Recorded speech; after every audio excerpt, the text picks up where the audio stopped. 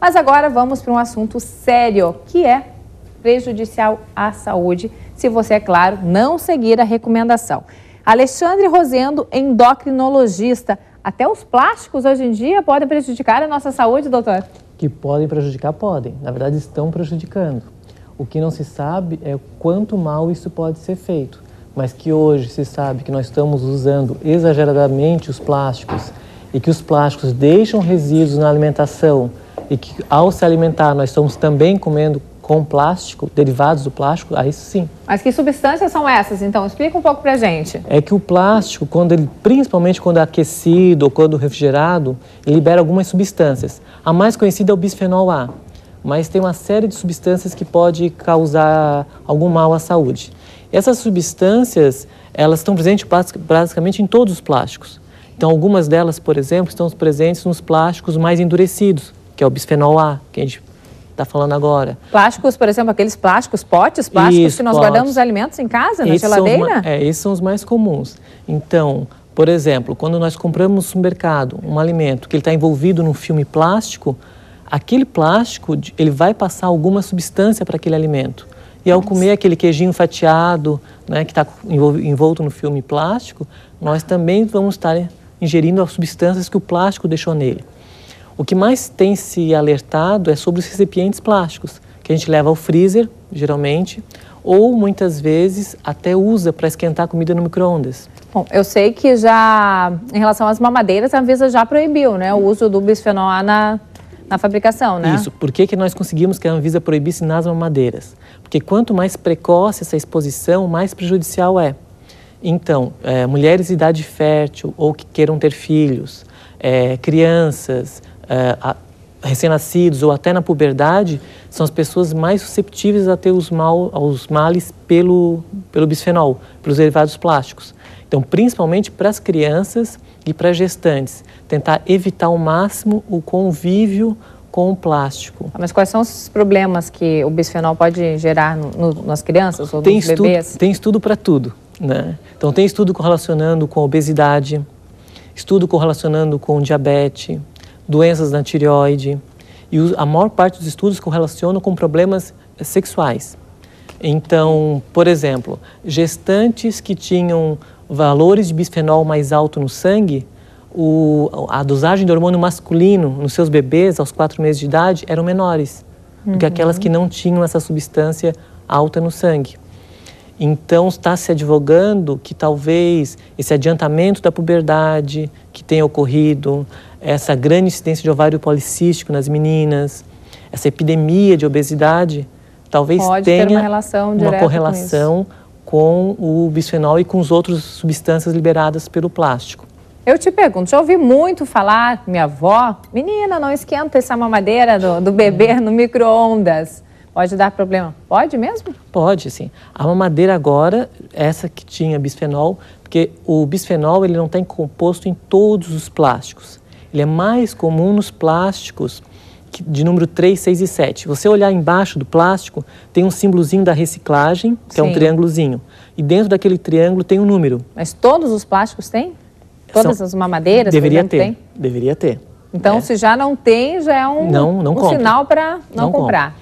Tendo aquele númerozinho, se for 3, 6 ou 7, são plásticos que têm uma maior liberação de substâncias, podemos dizer, não seguras, né?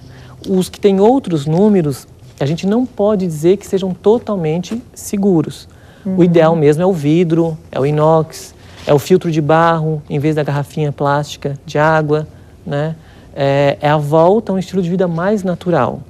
Então, a indicação para a dona de casa é colocar o alimento, a sobra do almoço, do jantar, em um recipiente de vidro. O ideal seria isso. Mas mamadeira de vidro também são mais indicadas? Madeira de vidro também, uma madeira de vidro é mais indicado. Claro que a gente sabe que isso tem um componente econômico. O vidro é bem mais caro que o plástico. Claro. Então, se for usar o plástico... Mas calma aí, só uma perguntinha. A maioria dos vidros, recipiente de vidro, a tampa é de plástico. Então não pode deixar encostar a comida. Então você coloca a comida só quando já estiver fria, porque senão aquele vapor vai esquentar o plástico da tampa, né? Colocar ali só fria e não deixar encostar no plástico, deixar um dedinho até a tampa. Ah, né? Tá certo. E quando for usar o plástico, porque a gente sabe que é difícil, né? tirar o plástico da vida da gente. Mas pelo menos não botar no freezer, porque o frio faz com que essas substâncias passem mais rapidamente. Não esquentar, seja na panela, ou seja no micro-ondas, a comida. Então, assim, o melhor para aquelas mães que têm que levantar de madrugada para dar mamadeira para os seus filhos, esquenta numa xícara, em algum recipiente de vidro, e depois coloca na mamadeira, aí não tem problema? Morno. Morno, né? Não muito quente, até porque a gente não vai dar, né, o líquido muito quente. Mas a mamadeira, o ideal é vidro, mas, e quebra. Ou então use um plástico que não tenha bisfenol. Né? Hoje as mamadeiras, desde o início do ano, já estão vindo sem bisfenol. E às vezes você encontra na mamadeira um símbolozinho, BPA, um tracinho, ou BPA free, mostrando que aquele produto tem menos bisfenol. E aí é outro problema, que a Anvisa liberou as mamadeiras que têm baixo teor de bisfenol. A gente também não sabe muito, né? Se existe a quantidade mínima segura. Entendi. E esses problemas que o bisfenol pode gerar curto, médio ou longo prazo, doutor? Depende. Assim, em geral, é a longo prazo. Então, por que se fala tanto em gestantes? Porque a exposição da gestante mudaria o ambiente do feto e o feto, quando tivesse lá 15, 20 anos, aumentaria o risco de diabetes ou de obesidade. Né? Então, em geral, é a longo prazo. Né? Até porque depende não tanto da dose, depende do tempo de exposição e depende da combinação. Então, pessoas que tiveram contato com um tipo só de disruptor endócrino ou de derivado do plástico têm bem menos doença que pessoas que tiveram contato com 3, 4, 5. Agora, doutor Alexandre Rosendo, se eu não puder ou não prestar atenção nesse rótulo embaixo Até porque é muito pequenininho o número. Pois é. E aí, como é que eu posso identificar? Tem alguma outra forma? Não. Apenas através daquilo ali, ou se tem um símbolo do bisfenol free, né? E se possível, optar então pelo vidro ou pela cerâmica, né? Aqueles saquinhos de papel também não são indicados? Não, o saco de guardar? papel, aquele saquinho de pão, não tem problema. O papel alumínio parece ser bastante seguro. Aquele papel filme também não? Papel filme é o próprio. É o próprio, né? Que é plástico. Né? Então, aí, orientações bem importantes, né, para que a gente já comece a praticar nos filhos, nas crianças, e acabe adiando ou... Da criança, além da mamadeira, é importante falar dos brinquedos. Mordedor. Tem mordedores que são de plástico, brinquedos que a criança põe na boca. Vamos falar sobre essa parte dos brinquedos daqui a pouco, ok? Alexandre, obrigada por enquanto pelas suas informações. Chegamos ao último bloco aqui do Revista Eletrônica, o seu TV Com Tudo Mais. Agora vamos voltar para o nosso bate-papo com Alexandre Rosendo, endocrinologista. Ficou faltando aquelas informações, né? Da chupeta em relação aos bebês, dos brinquedinhos também, doutor. Então, eles são também prejudiciais? Depende da idade da criança. Quanto mais precoce, mais prejudicial é. E tem uma fase mais precoce onde a criança coloca os brinquedos na boca. Então, verificar se aquela parte que ela tem o hábito de colocar na boca, se não é feita de plástico, se pode ser o outro material mais saudável, como material orgânico, uma borracha, um pano. Esses brinquedos são incentivados mesmo pelos pais, né? Até pelos próprios pediatras, servindo como um mordedor, aqueles bichinhos para coçar a gengiva. Então, os mordedores é mais fácil você encontrar de silicone, então não teria tanto problema. Mas tem muitos que têm composição plástica ali dentro. Então, você tenta procurar, quando for comprar um mordedor, se está escrito bisfenol livre ou bisfenol free, né? Ou pelo menos que também não tenha... Também é para ter o símbolozinho lá? Também, se for de plástico, todos os elementos de plástico devem ter. Então, se constar só que não é tóxico, não quer dizer basta. Nada, não basta. Além de atóxico, tem que dizer que é bisfenol livre. Entendi. E a chupeta? A chupeta... As crianças, né, geralmente gostam bastante, é difícil, até levam por anos a chupeta. O bico ele pode ser tanto de borracha quanto de plástico, né? O de borracha, pelo menos em relação a isso, não tem estudos mostrando da toxicidade. Agora, os que têm plástico, eu aconselharia a não usar, né?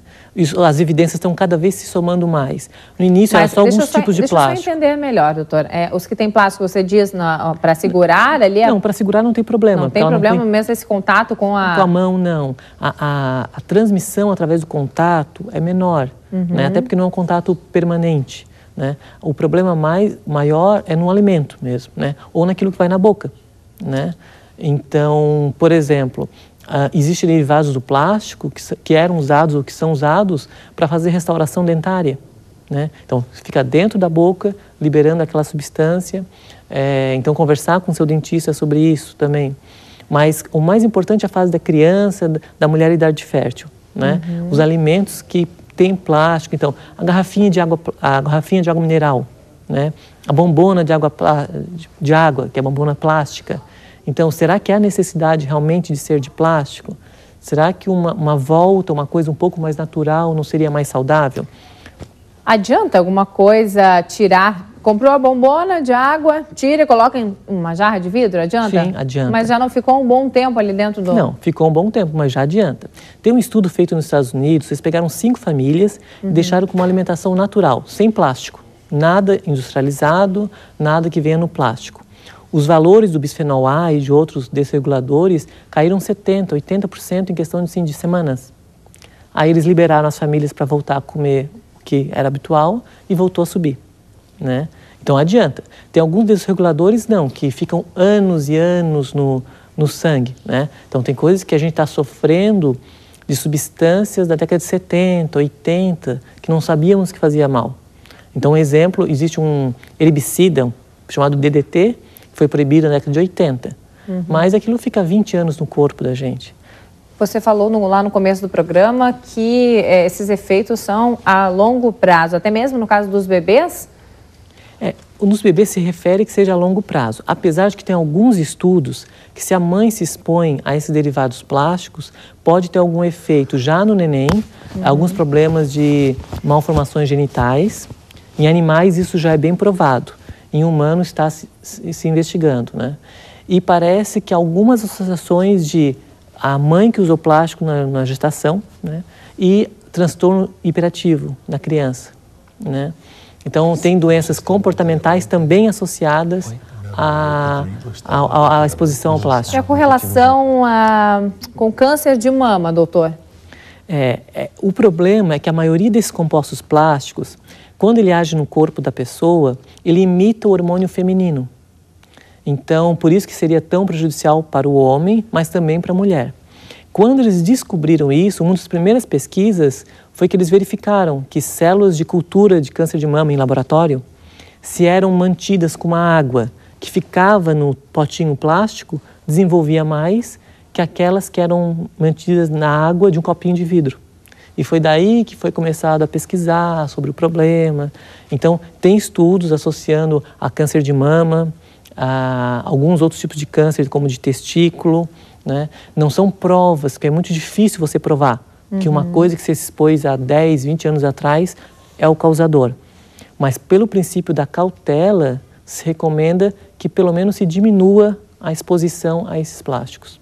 Então, doutor Luiz Augusto, o que nos parece facilitar a vida pode estar nos prejudicando a saúde. É o mesmo fenol, que na verdade é uma função química, né? Como os álcools, os aldeídos. O mesmo que então, você usa no peeling? Exato. O acetaminofén, que é o conhecido, falar o nome de uma marca, o Tilenol, que a gente usa para... É um fenol. O cheiro das plantas, né? A cor das plantas, isso tudo é determinado por essa função, fenol. Mas tem o fenol ruim, que é o bisfenol. O fenol, ele é uma cadeia de anel de benzeno, né? Então, ele pode virar muitos compostos benéficos e maléficos à saúde. Né? Que coisa, a gente tem que realmente seguir essas orientações, né? Para a gente ter mais saúde e mais qualidade de vida. Doutor Luiz Augusto, você atende lá no Bahia Sul Medical Center, exato. Qual é o andar? No 4º andar, com sala 414. Agradeço a gentileza do seu contato. Muito obrigado. Eu que agradeço. Muito obrigada, viu? Por todos os esclarecimentos aqui no programa. Obrigada também a Maria Luísa Tremel, que já deixou aqui o seu contato. O Alexandre Rosendo, endocrinologista, está chegando aqui em Florianópolis, né? Vim esse ano está atendendo aonde, doutor? Na Clínica Atene. Onde é que fica? Próximo aqui do Shopping Beira-Mar. Atene? Atene. Atene. Obrigada, viu, pela sua participação. Foi muito proveitoso.